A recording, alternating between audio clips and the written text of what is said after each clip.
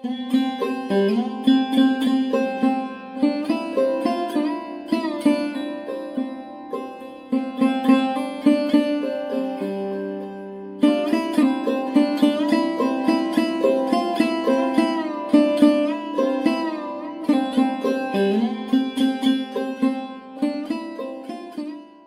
জানি না যে ঠিক কি বললে পরে ঠিক মতো বলা হবে আজকের জন্য। আমি এটাও জানি না যে কিভাবে আমরা স্মরণ করবো, সেটাও আমরা জানি না। তবু বারবার একটা কথাই মনে হয়, যারা এতটুকু রবীন্দ্রনাথকে পড়েছেন তারা তো জানেন যে মৃত্যু মাঝে ঢাকা আছে যে অন্তহীন প্রাণ। কারণ আমাদের বন্ধু, আমাদের শিক্ষক, আমাদের গুরু সবই তো এই রবীন্দ্রনাথের গানের সাথেই আমরা তাকে নিয়ে। সেই জন্য আজকে তাকেই আমরা স্মরণ করবো নানাভাবে। প্রথমে একটা 1 মিনিটের একটা নীরবতা, তাকে শ্রদ্ধা জানানোর জন্য। তারপরে আমরা সবাই মিলে একটা গান গাইব। খুব সহজভাবে আমরা অনুষ্ঠানটা করবো আর কি, গলমাল কিছু নয়। ঠিক আছে।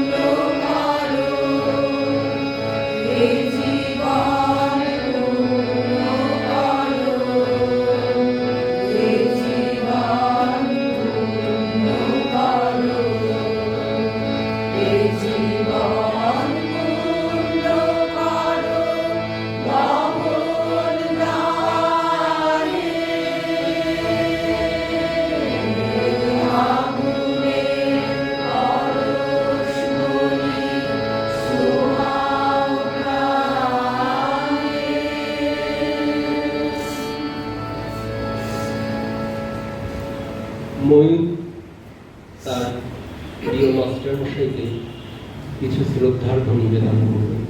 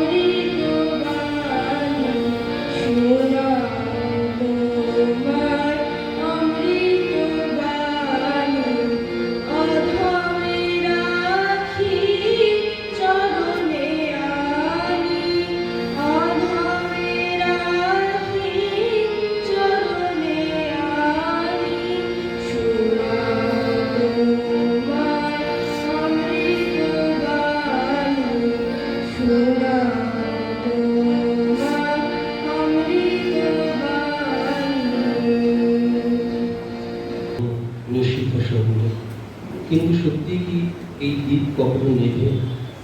পৌলমী।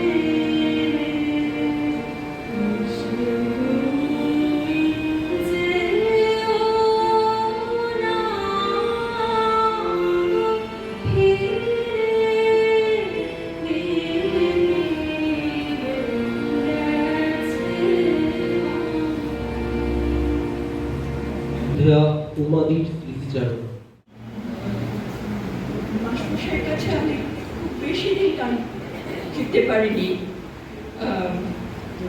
দুর্ভাগ্যবশত আমি শুরু করেছিলাম 2017 সালের প্রথম দিকে, আর এই ক্লাসে শেষ যখন গান আমরা শিখি সবাই, সেটা 19শে মার্চ।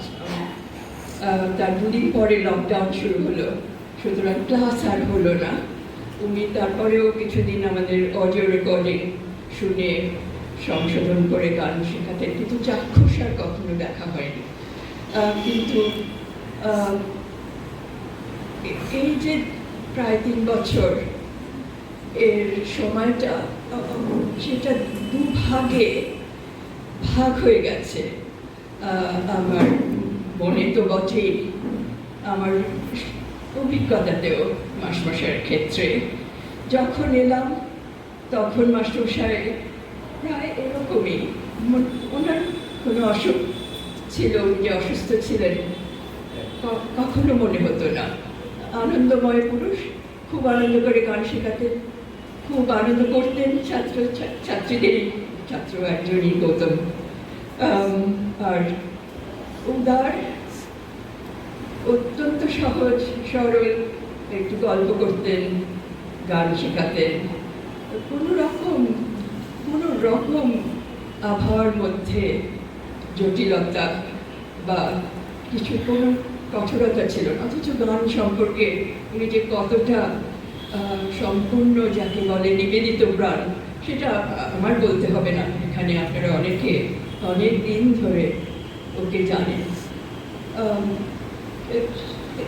একটু খেতে ভালোবাসতেন, সেটাও খুব সহজ সরলভাবে প্রকাশ পেত। অনেকে ভালোবেসে ভালো রান্না করতেন, যারা জানতেন উনি কি ভালোবাসেন, অল্প অল্প একটু রান্না নিয়ে আসতেন, খেতেন, গান শেখাতেন। এমন একটা আনন্দের পরিবেশ হতো যে বলার নয়। ক্লাস ছেড়ে যেতে ইচ্ছে করতো না। আমি প্রথম ক্লাসটা করতাম 5টা থেকে 6টা, কিন্তু তারপরে বছর খানিক দেরিকের মধ্যে, আমার ঠিক হিসাব নেই, ওনার শরীর খারাপ হতে শুরু করলো বলে আমার মনে হলো শরীর খারাপ হতে শুরু করলো। সত্যি তাই, কিন্তু উনি যে অসুস্থ ছিলেন সেটা প্রথম জানতে পারলাম। নিজেও বলতেন এবং ছাত্রীরা অনেকে জানতেন, বন্ধুরা অনেকে জানতেন, ক্লাসের বন্ধুরা। এবং তারপরে খুব বেশ দ্রুতই বলবো রীতিমতো শরীর খারাপ হলো, চেহারার মধ্যে মলিনতা এলো। 2-1 দিন এমন হয়েছে যে মেট্রোতে এসে পৌঁছেছেন কিন্তু ক্লাসে আসতে পারছেন না। গৌতমকে ডেকে পাঠিয়েছেন, আমাদের জানিয়েছেন। একটা ইংরেজিতে যেটাকে বলে শেল শকের মতন, যে এরকম যে হতে পারে কখনো ভাবিনি, কিন্তু সত্যি হলো। খুব দ্রুত ওনার শরীর খারাপ হলো। উনি তাও তারই মধ্যে ক্লাস বলাই ভালো করতেন এবং আসতেন, এবং কখনোই ক্লাসে না আসতে চাইতেন না। কিন্তু তাই হলো, শরীর খুবই নিম্নগামী হয়ে গেল। এবং ওর চিকিৎসার ব্যাপারে মাস্টারমশাইয়ের একটা ভীষণ মনে বাধা ছিল, যে চিকিৎসাটা করলে হয়তো গোড়ার থেকে ভালো হতো। অবশ্য কিছু বলা যায় না, আমরা সত্যি নিয়তিতে বিশ্বাস করি, না বিশ্বাস করলে হতো না হয়তো এই জিনিস। কিন্তু খুব বাধা বোধ করতেন ডায়ালিসিস নিতে, অথচ ডাক্তাররা খুব জোর করছিলেন। তাও অনেকদিনই ওটাকে সরিয়ে রেখেছিলেন, অনেকদিনই নেননি। মনের জোরে গানের প্রতি অসাধারণ ভালোবাসায় ওই শিখিয়ে যাচ্ছিলেন। আমি জানি যে যখন অডিও রেকর্ডিং করে আমাদের পাঠাতে বলছিলাম, স্পষ্টতই খুব সংগ্রাম করছেন শরীর নিয়ে। এত কষ্ট হতো তখন যে আমার তখন একটু নিজেরও গলার একটু অসুবিধা হচ্ছিল, একটু চড়াতে গলার বয়স হয়েছে।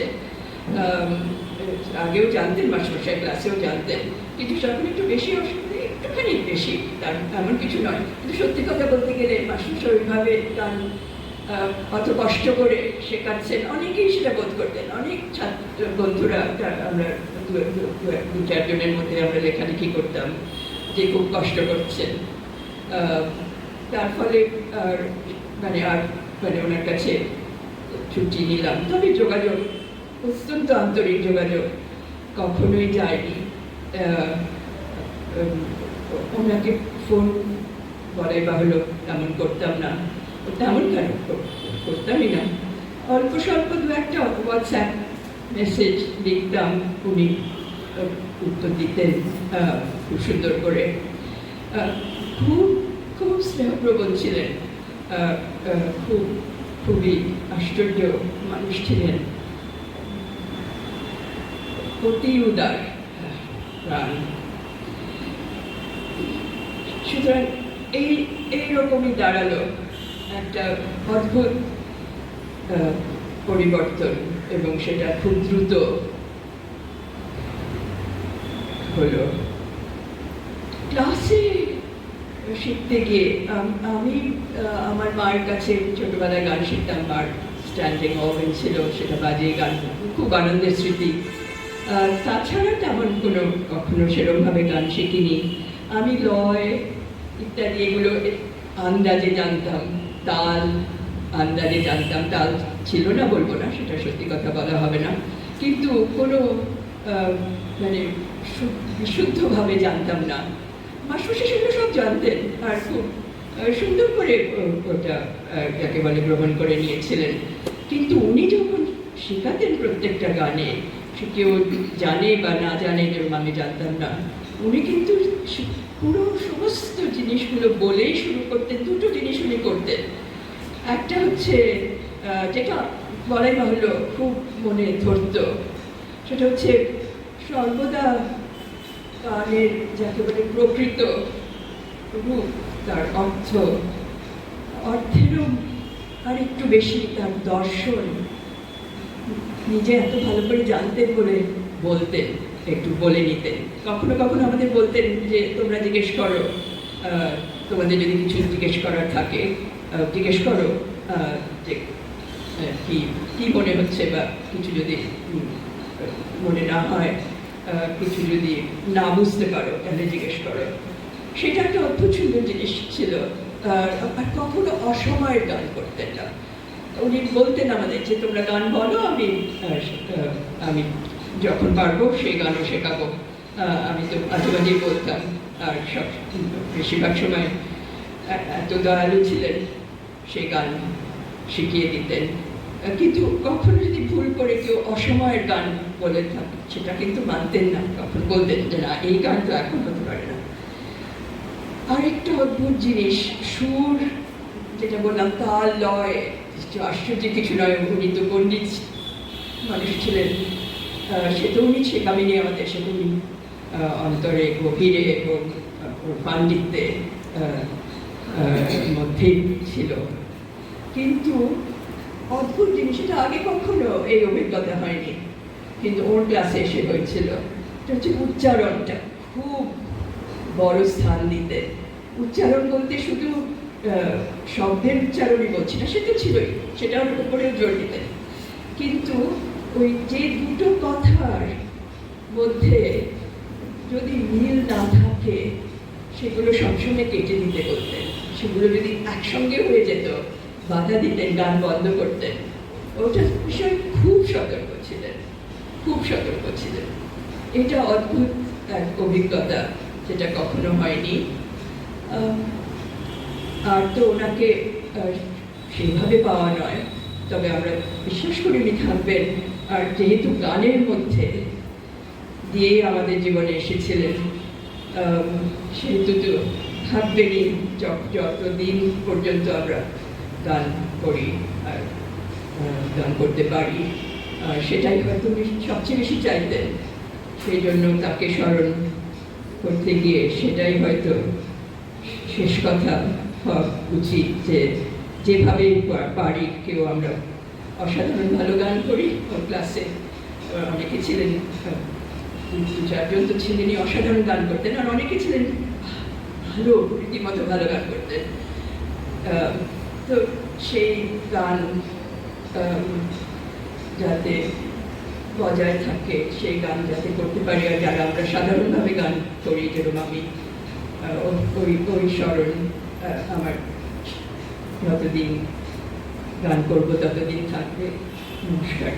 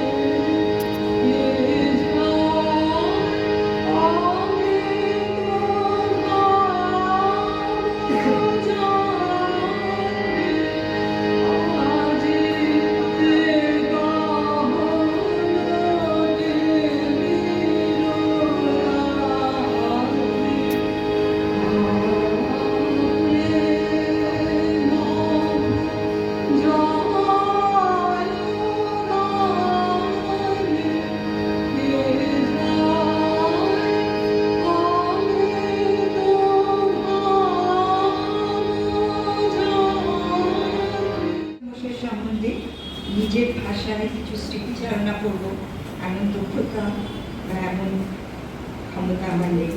আমি কবিগুরুর একটি কবিতা খুব প্রাসঙ্গিক মনে হয় এই মুহূর্তে, তার প্রথম স্তবকটি আবৃত্তি করে শোনাচ্ছি।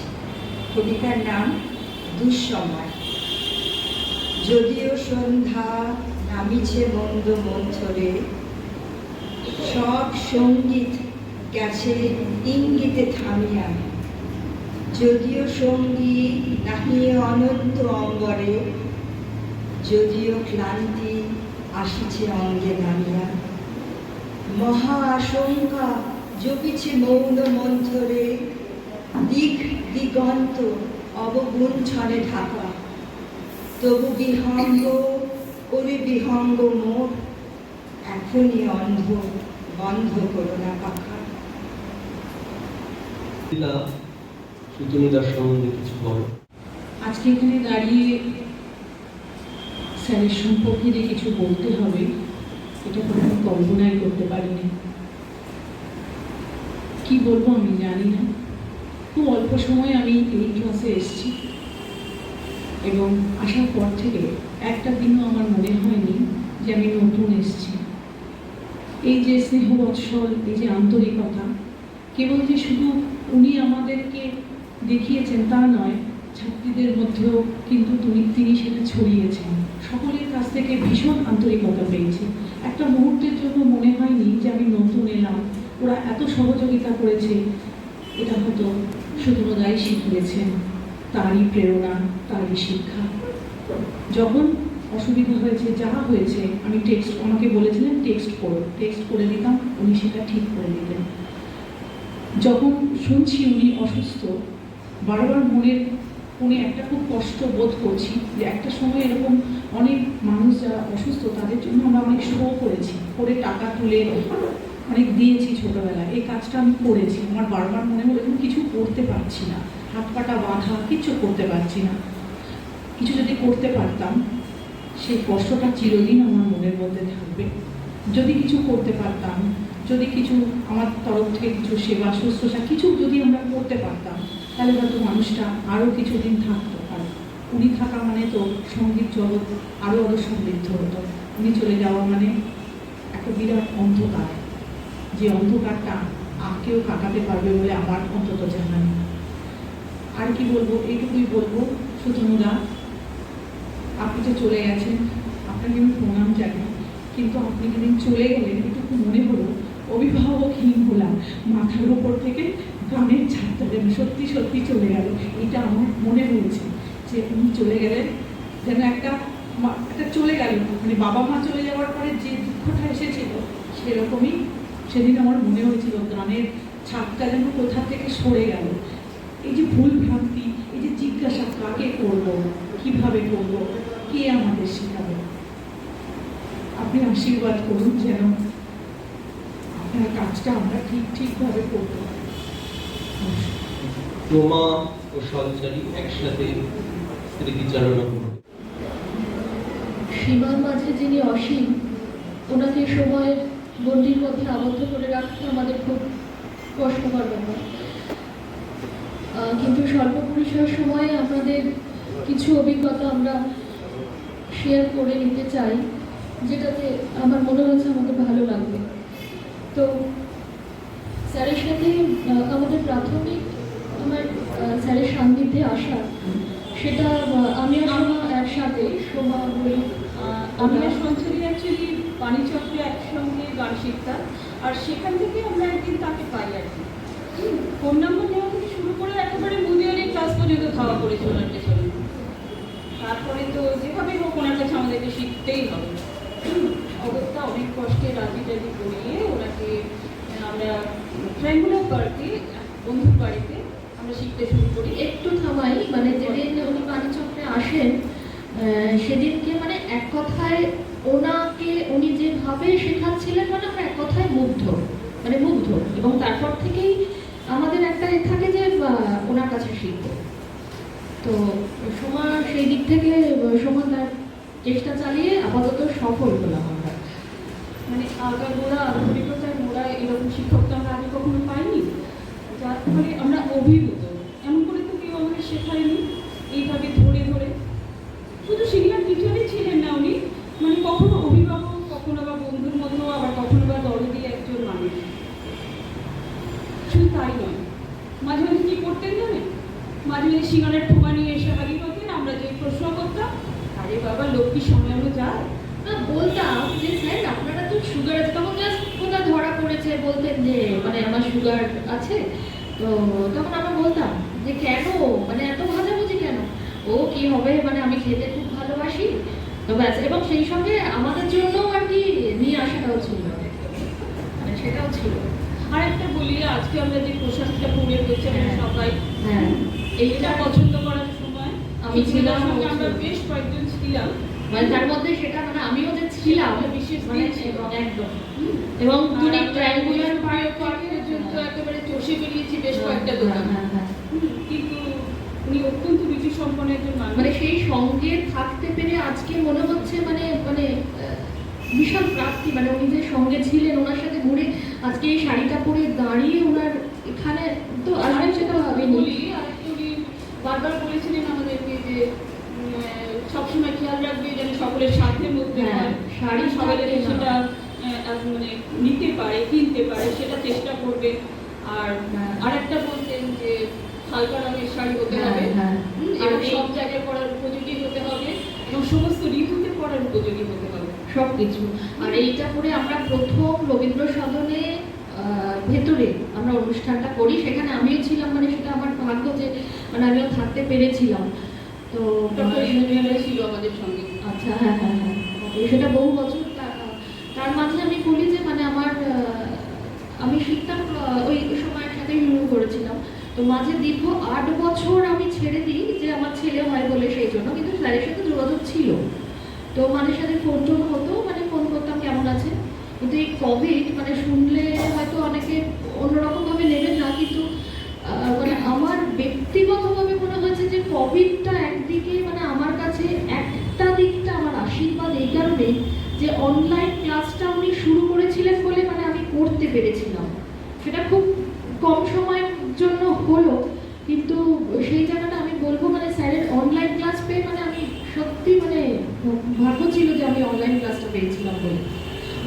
আর একটা কথা বলি সময়ের ব্যাপারে, যে এটা একটা মজার ব্যাপার যে স্যার যখন ট্রায়াঙ্গুলার পার্কে শেখাতেন, সময়ের দিন পয়সার ব্যাগ নিয়ে আসতে ভুলে গেছে, তো সময় একটু দেরি হয়েছিল সেদিনকে আসতে, খুঁজে পাচ্ছিল না বা কিছু হবে।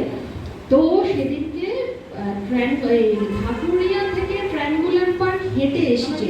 পয়সা ছিল না, এটা ছিল না, না, ভাড়া দিয়ে যে এটা আসলো। শুধু স্যার বলে সম্ভব, মানে আমার আর কিছু অন্যান্য হ্যাঁ ও পুরো হেঁটে মানে পুরো ঢাকুরিয়া টু ট্রায়াঙ্গুলার পার্ক হেঁটেও এসেছে গান শিখতে বলে, মানে এটা জাস্ট এটা স্যার বলে সম্ভব, মানে আর কেউ হয়তো বলবো না, মানে এটা সম্ভব হতো না। মানে এই যে টান মানে ভেতরে টান, আজকেও আমি বলবো যে এই যে আমরা এতজন এসছি, এটা আমার সবাই মনের মানে ভেতরকার ভালোবাসা থেকে আসা, এটা কিন্তু প্রত্যেকের মানে এই যারা যারা আমরা এসেছি সেই ভালোবাসা থেকেই আসা আমাদের এখানে। আরেকটা তো সংসারী ওনার আরেকটা দিক যেটা সবাই প্রায় জানি, পশু পাখি সম্পর্কে ওনার ভীষণ ভীষণ রকমের উনি মানে সংবেদনশীল ছিলেন অ্যাকচুয়ালি। হ্যাঁ, তা একটা একটা ছোট হাসির ঘটনা বলি। এনআরএস কাণ্ডের কথা যদি সবাই জানেন, কুকুর হত্যাকাণ্ডের কথা, তা সেটার উপরে একজন ভদ্রলোক আমার ফেসবুকে উনি কবিতা লিখেছিলেন, আমি সেটা শেয়ার করি। যথারীতি আমি সেটা শেয়ার করার পরই আমার আরেকজন ফেসবুক ফ্রেন্ড সেই পরিপ্রেক্ষিতে লেখেন যে সকালবেলা প্রাতঃভ্রমণে যখন বেরোবেন তখন যদি কোনো কুকুর তাড়া করে, কাব্য এমনি এমনি বেরিয়ে যাবে। সঙ্গে সঙ্গে সুতনুদার পোস্ট এবং পাবলিক পোস্ট উনি লিখলেন, সময় এসব বাজে লোকের সাথে একদম কথা বলবে না, এরা হচ্ছে সমাজের শত্রু। যথারীতি আমি তো পুরো বেকায়দা, কি করবো, মানে একদিকে সুতনুদাকেও আমি চিনি, ওদিকে ওই ভদ্রলোককেও আমি চিনি। হ্যাঁ, যথারীতি পরের দিন ক্লাসে যখন এসে উনি একই কথা রিপিট করলেন, সোমা একদম এইসব লোকের সাথে মিশবে না। ঠিক আছে, মনে মনে চুপ করেই রইলাম, কিছু আর বলা গেল না। আর একটা বলা বিশেষ জরুরি, যেটা আমার মনে হয় ওনার আত্মসম্মান বোধটা মানে অনেক মানে অসম্ভব ছিল। মানে এই যে আমরা অনলাইন ক্লাস করছি, উনি যখন অসুস্থ হচ্ছেন, যে আমরা যে ফিস দিয়ে যাচ্ছি, একটা জিনিস মানে উনি আমাদের গ্রুপে, জানি না আপনাদের হয়তো অনেকের কাছে থাকবে, তো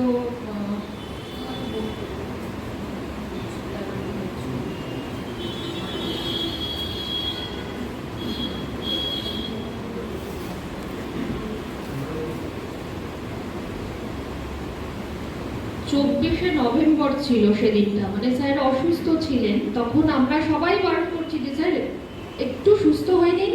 তো তো আপনি পড়ে না হয় ক্লাসটা করবেন। ওনার তো মানে গানের প্রতি এত ভালোবাসা বা ছাত্রছাত্রীদের যে এত ভালোবাসা, লিখছেন উনি যে যদি ডিসেম্বরে কারো আসার ইচ্ছা বা অনলাইনে ক্লাস করার ইচ্ছা না করে, করো না, তবে সেক্ষেত্রে তার থেকে মাসে মাসে পেনশন নেওয়াটা বন্ধ করতে বাধ্য হব। এই জিনিসটা কিন্তু মানে আমার মনে হয় যে আর কেউ সেভাবে করবেন না, করতে না, এরকম আমরা পাবো না। মানে আমার জীবনে আমি বলছি যে এই 8 বছর আমি গান শিখিনি ওনার কাছে শুধু যেতে পারিনি বলে। আর আমার গান শেখা আমার মানে বন্ধ, মানে লকডাউনে যখন হোয়াটসঅ্যাপে গান শেখানো শুরু করলেন, আমি শিখতাম না, কিন্তু ফিসটা দিতাম। সেটা আমার ঠিক পছন্দ হয়নি। যথারীতি সবাই আমাকে ফোন করলেন এবং ফোন করে বললেন যে সোমা তুমি গান করছো না কেন? মানে আমি গান করছি না মানে? না তুমি ক্লাস করছো না, কিছু না। আমি অ্যাকচুয়ালি না হোয়াটসঅ্যাপে ঠিক পছন্দ নয়, আমি ঠিক করি না হোয়াটসঅ্যাপটা। হ্যাঁ, তা উনি বললেন যে কী অসুবিধা বলো, আমাকে বলতে পারো, কোনো যদি অসুবিধা হয় থাকে, কেউ কিছু বলেছে তোমার? না, সেরকম কোনো ব্যাপার না। মানে উনি এতটাই মানে কি বলবো, বন্ধুর মতন একদম। মানে কারোর যদি পার্সোনাল কোনো প্রবলেমও হয়ে থাকে, উনি সেটা সমাধান করার চেষ্টা করতেন। মানে এইরকম মানুষ ছিলেন আমাদের শত্রুদা। শেষ যাত্রাটায় আমি থাকতে পেরেছিলাম, সেক্ষেত্রে আমি অসম্ভব তৃপ্তি আমার হয়েছিল যে আমি অন্ততপক্ষে ওই সময়টুকুনি স্যারের পাশে ছিলাম, মানে থাকতে পেরেছিলাম, মানে যেদিন নিয়ে যাওয়া হয় আর কি ওনাকে। তো কিছু বলার নেই, মানে উনি যা আমাদের দিয়ে গেছেন, যা ওনার যা দান, সেই দানটা আমরা সংরক্ষণ করে রাখবো। আশা করি সবাই চেষ্টা করব, ওরকমভাবে তো পারবো না, মানে প্রত্যেকটা ওই কাটো, ওই ওখানটা পাটা লাগলো না, এই জিনিসটা আমাদের সত্যি সম্ভব হবে, চেষ্টা করব। ততদিন মানে যতদিন থাকবেন হ্যাঁ, আমাদের হ্যাঁ, সঙ্গে, সেটা তো বলার একদম একদম এই মূল্যবান সম্পদ উনি আমাদের, মানে সবার কাছে উনি সম্পদ আমাদের কাছে, মানে সেই জিনিসটা যেন আমরা রাখতে পারি সবার কাছে, এইটুকুনি অন্তত সবাই জানেন, সবাই সেটাই মনে করেন আশা করি। এই আর কি, মানে আর কিছু স্মৃতিসুধা হৃদয়ের পাত্রখানি সুচরিতা প্রণাম। প্রণাম। শ্রদ্ধা নিবেদন করবেন।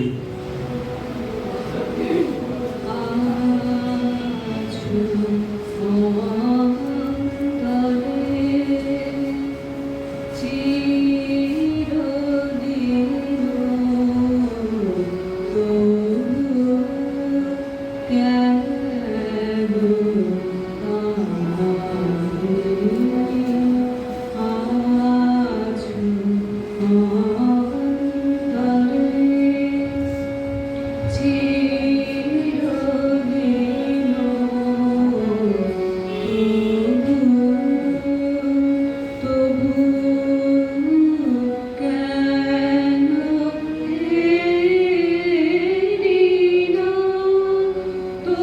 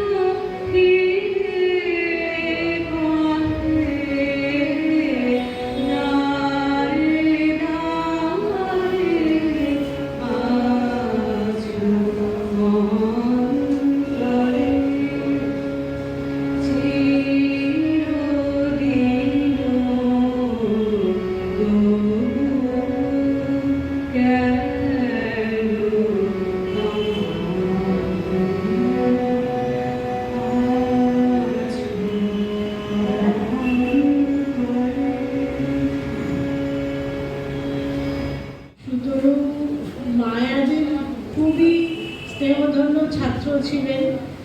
আর আমাদের সঙ্গে একসঙ্গে ক্লাস করতে করতে একদিন আমাকে হঠাৎ ক্লাস সিরিয়াস, হ্যাঁ, তো তারপরের থেকেই চারু মার্কেটে একটা জায়গায় ও তখন বোধহয় প্রথমে 3-4 জন কি 4-5 জন নিয়ে একটা গানের স্কুলটা শুরু হয়।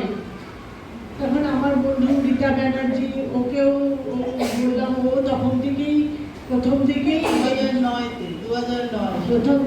এই স্কুলের সঙ্গে যুক্ত। তারপরে আস্তে আস্তে সুতনু তো আমাদের বন্ধুর মতোই ছিল। আমি গান শিখবো বললে খুব লজ্জা পেত, বলতো বলো না ওরকম গান শিখবো বলো না, বলবে যে একসঙ্গে আমরা গান করবো। ঠিক আছে, তাই করতাম। তারপরে ক্রমশ চালু মার্কেটের বাড়িটা একটু অসুবিধা হওয়ায় কোথায় গান শেখানো যায় এরকম সন্ধান করতে করতে আমি তখন দিদির সঙ্গে, আমার দিদির সঙ্গে আলাপ পরিচয়, ও বললো যে আমিও গান শিখবো। তো ওদের বাড়িতেই তখন গান শেখাতে আসতো সুতনু, আমি আর দিদি একসঙ্গে, মানে গান শেখার থেকে আড্ডাটাই বেশি হতো আমাদের। প্রচন্ড গল্প হতো, প্রচন্ড গল্প, সব ধরনের গল্প। সে ওর জামা কাপড় কি পছন্দ, কি খেতে ভালোবাসে, ওর ডগ লাভার প্রচন্ড ছিল, ওর সেসব ব্যাপার নিয়ে আলোচনা। সে মানে প্রচুর খুঁটিনাটি সব কিছু। তারপরে লাস্টে একটু গানটা করে ও যেত। তাও তো আমরা বায়না করে করে ওর থেকে, মানে কোনো টিচার এরকম ভাবে করবে না, এই গানটা এক লাইন গাও, যদি পছন্দ হয় তাও শিখবো। মানে আমরা প্রচন্ড গানটা আগে গেয়ে শোনাও, যদি ভালো লাগে ভালো না লাগলে না শিখবো না, কখনো এতটুকু রাগ করেনি। যাই হোক, তারপরে তো এই সন্ধানটা দেয় যে আমার বাড়ির পাশে স্কুলটা আছে, তুমি এখানে শেখাও, তাহলে ভালো হয়। ও সাহায্য করতে পারে, যেরকম হারমোনিয়াম ওর বাড়িতে রাখতো, অনেকভাবেই ও সাহায্য করেছে। যাই হোক, তারপরে তো মায়াদি মারা যাওয়ার পরে মায়াদির অন্যান্য অনেক স্টুডেন্টরাও সুতনুর কাছে এসেছে, গান শিখেছে, কিন্তু আমি শেষের দিকে কিছুদিন আর শিখিনি, দিদি শেষ পর্যন্ত শিখেছে। আর তো আমার যারা নাকি বন্ধু তারা তো শিখেইছে। তো এত স্মৃতি ওকে নিয়ে, কোনটা ছেলে কোনটা বলবো সেটাই আমরা বুঝতে পারি না। মানে এত স্মৃতি, প্রতি সোমবার মানে আমরা আগ্রহ করে থাকতাম যে সুতনু আসবে, মানে আড্ডাটাই বেশি হবে। আমিও নিজেও খুব কথা বলতে ভালোবাসি, আর সুতনু তো আছে তার সাথে। হ্যাঁ, তার সাথে মানে অনেক মজার গল্প আছে। তার সাথে একটা গল্প শেয়ার করছি, মানে যেটা হয়তো কেউ জানে না। ও ও ওই ওর কুকুরদের জন্য খাবার, রাস্তার সব কুকুর, পোশাক কুকুর ছিল, বাড়িতে কিছু ছিল না, রাস্তার কুকুরদের জন্য খাবার ব্যাগে করে নিয়ে ঘুরতো। একদিন ও এসছে, দেখছি ব্যাগটা খুব বড় খোলা। আমি কি এখানে কি আছে সুতনু, তুমি কি শপিং করেছো? না শপিং না, শপিং না, এর মধ্যে জানো তো কি আছে? আর কি বলো তো, এইসব কুকুরদের খাবার আছে। কুকুরদের খাবার কি খাবার? ওই বিস্কুট আছে আর একটু মিষ্টি আছে। মিষ্টি, আমরা তো দুজনেই মিষ্টি, হ্যাঁ বলছি জানো তো, ক্ষীরের চপ খেতে ভালোবাসে আমার কোথাকার হাওড়া, কোথাকার কুকুর ক্ষীরের চপ খেতে ভালোবাসে। আর ওই ক্ষীরের চপ আমরাও খুব ভালোবাসি। তুমি বারবার কুকুরের খাবার থেকে আমি আর পাপিয়া দুজনে মিলে খেয়ে হাসি, আর তুমি কাউকে বলো না কিন্তু আমরা এরকম খেয়ে দিলাম, কুকুরের খাবারও খেয়ে দিলাম। মাঝে মাঝে কিনে আনতো, একটু স্ক্র্যাচ করলে হবে না, ভীষণ শৌখিন, মানে বলতো খেয়ে আমি থালাগুলো জানো তো নিজে মেজে রাখি। কেন তুমি এত ঝামেলা করো?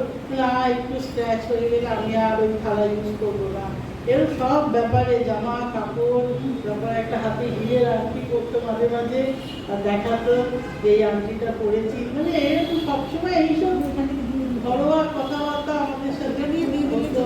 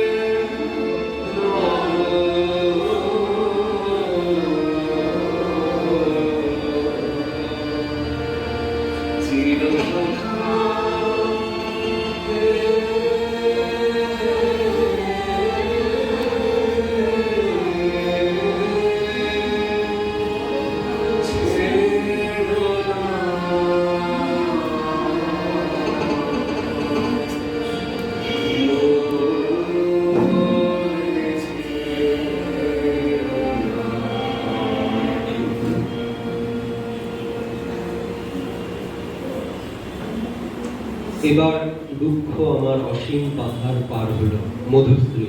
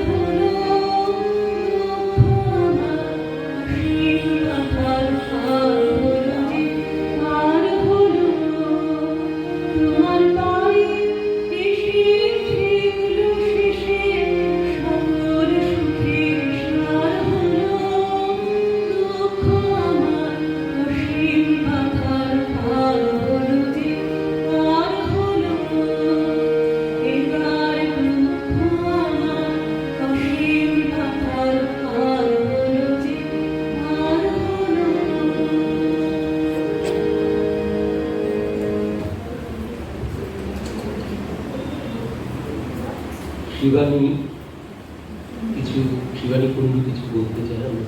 শুধু আমার মনে হয় এখানে যত সবাই আছে সব থেকে পুরনো বন্ধু আমার, কারণ সুতনুর সাথে আমার বন্ধুত্ব ৭৭-৭৮ সাল থেকে। তখন আমরা একই গুরুর শিষ্য, সাগর সেন। ওরা হাওড়ায়, সাগরদা হাওড়ায় একটা ক্লাস করতেন, ওরা হাওড়ার ক্লাসে, আমরা এখানে সাউথ কলকাতায়।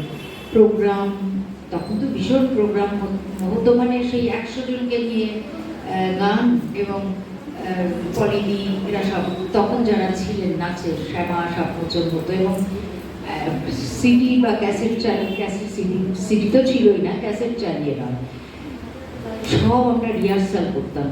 তখন সুতনুদের সাথে দেখা হতো, এর আসতো আর প্রোগ্রামে দেখা হতো, তখন থেকে বন্ধুত্ব।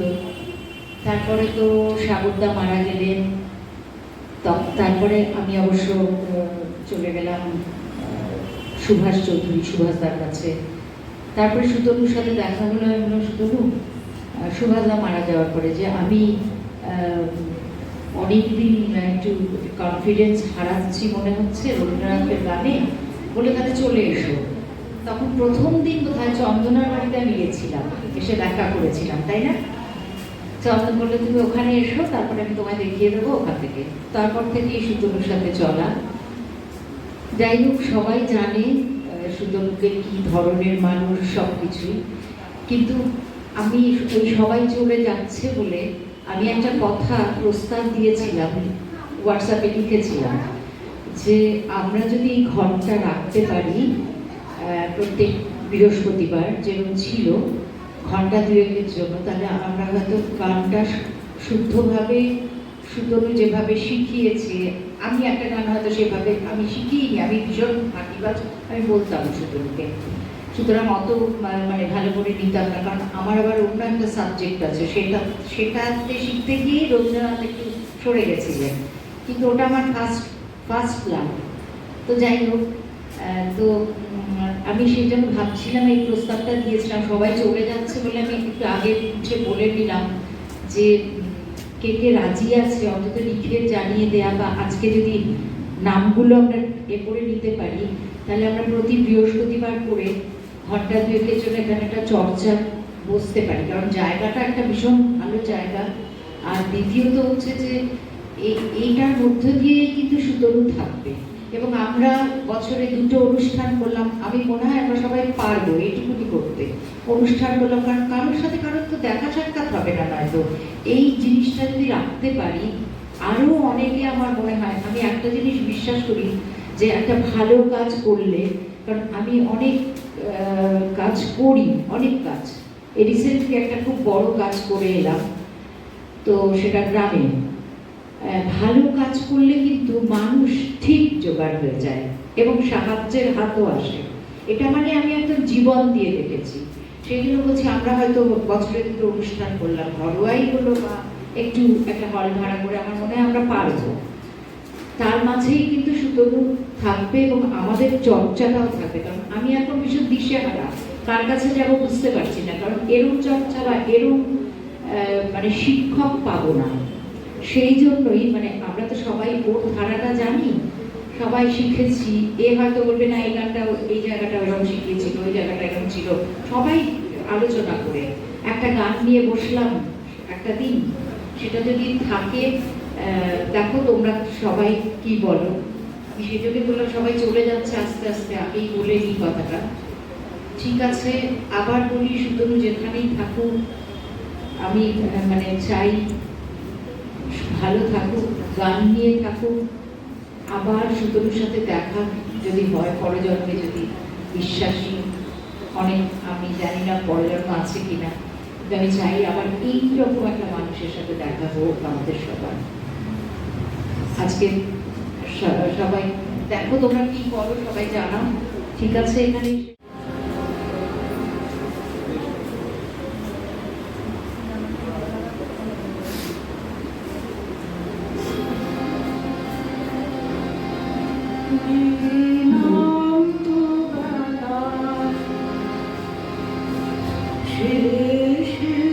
ফসল নিলেন তো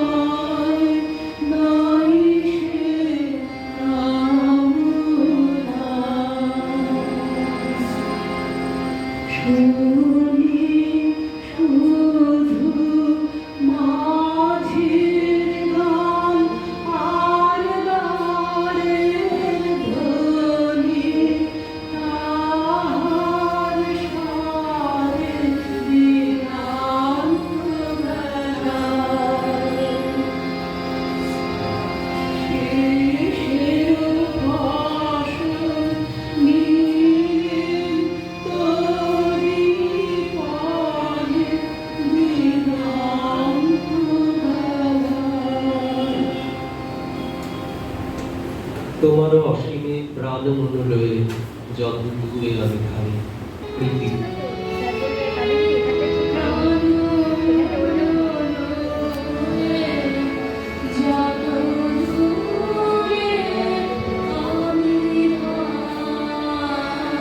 Oh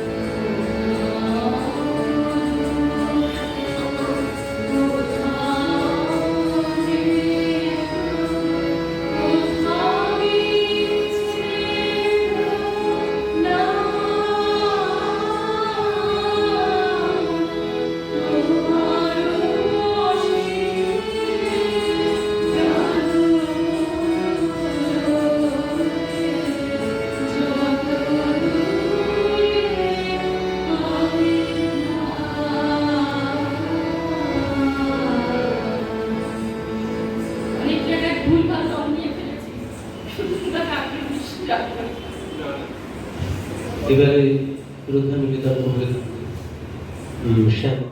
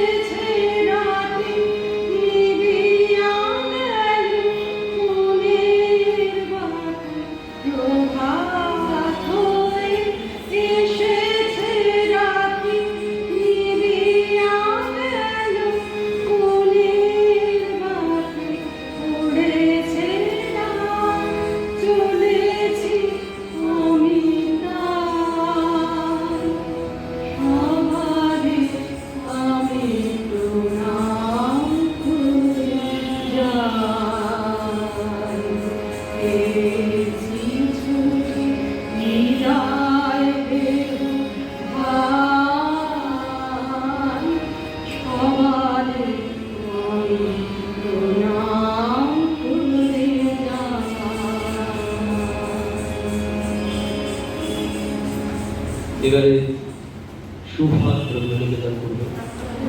একদিন বললেন যে অনুভবে বসন্ত উৎসব হবে, তো সবাই বলছে তুমি একটু এসো, একটু নাচ টাচ হবে, তো তুমি কি আসতে পারবে? তা আমি জিজ্ঞেস করলাম করবে, তো সুন্দরদা বললো, তা আমি বললাম যে ঠিক আছে আসবো। তারপরে তো লকডাউন হয়ে গেল, তা আমি সুন্দরদাকে বললাম সুন্দরদা ওটা তো তাহলে আপাতত নিশ্চয়ই ক্যান্সেল।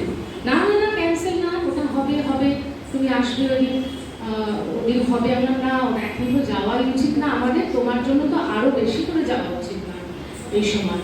না না না ওইসব করলে হবে না, তোমরা ভীষণ ভীতু সবাই, এত ভয় করলে কিন্তু চলবে না, ওটা হবে, তুমি ধরে নাও ওটা হচ্ছে, ওই দিন তুমি আসছো। না বলে আমি যাওয়ার চেষ্টা করব, কিন্তু দেখো সেটা কি হয়। তো আজকে যখন আসছি তখন সেটাই মনে হচ্ছে, সেই আশাটা যেভাবে আসার কথা ছিল। তো বসন্ত উৎসবে যেখানে সুতন্দ্রাও থাকতো, সবাই তোমরা থাকতে, আমরা সবাই একসাথে করতাম কিছু একটা অনুষ্ঠান, তো আজকে সেখানে এইভাবে সুতন্দ্রা আমাদের সাথে রয়েছে। তো আমি সেজন্য তোমার প্রস্তাবটা আমার খুব ভালো লেগেছে, যদি আমরা সবাই মিলে পারি একটু সুতন্দ্রাকে এইভাবেই ধরে রাখতে, আমাদের মনে হয় চর্চাটাও তাহলে থাকবে আর সুতন্দ্রাও আমাদের মধ্যে থাকবে।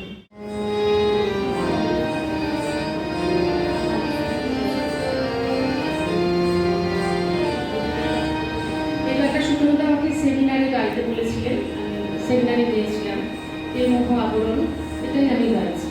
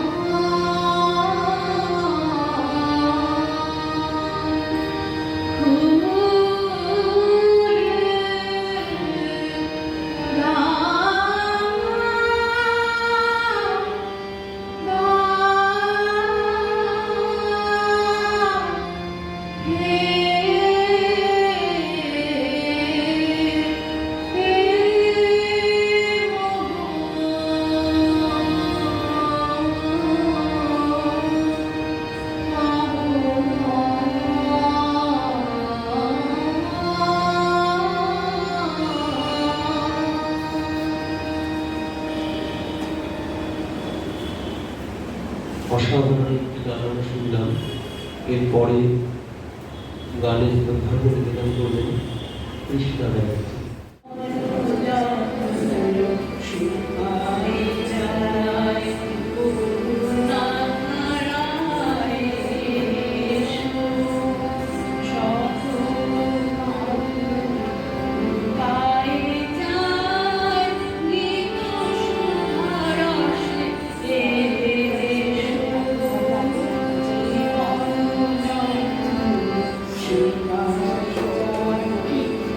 Thank you.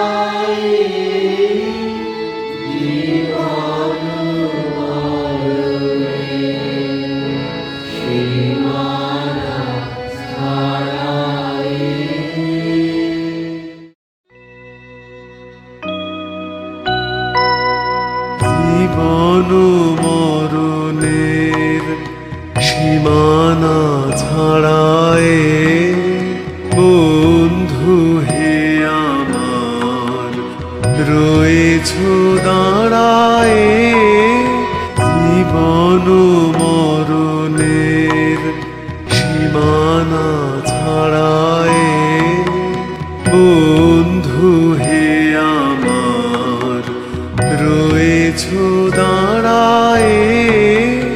জীবন মরণের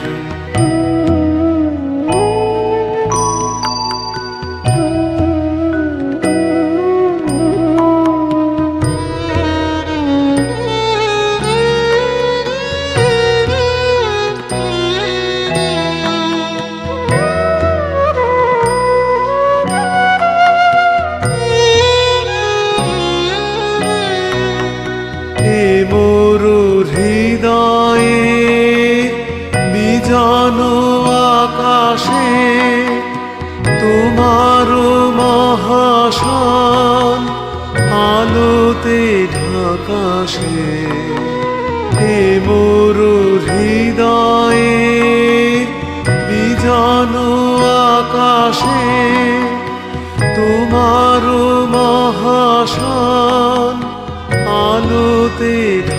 আকাশে গভীর পিয়াসায় নিবিড় পুলকে তাহার পানে চাই দুবাহু বাড়ায়ে জীবন মরণের।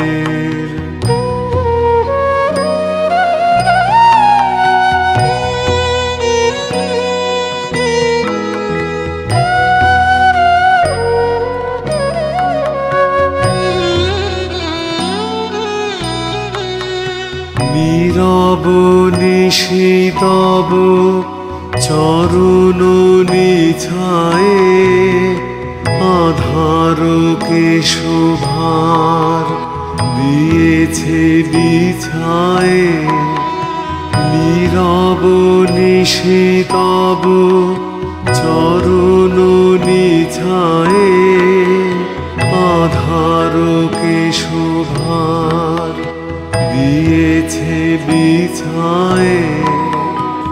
আজি এ কোন গান নিখিল প্লাবিয়া তোমার বিনা হতে আসিল না বিয়া।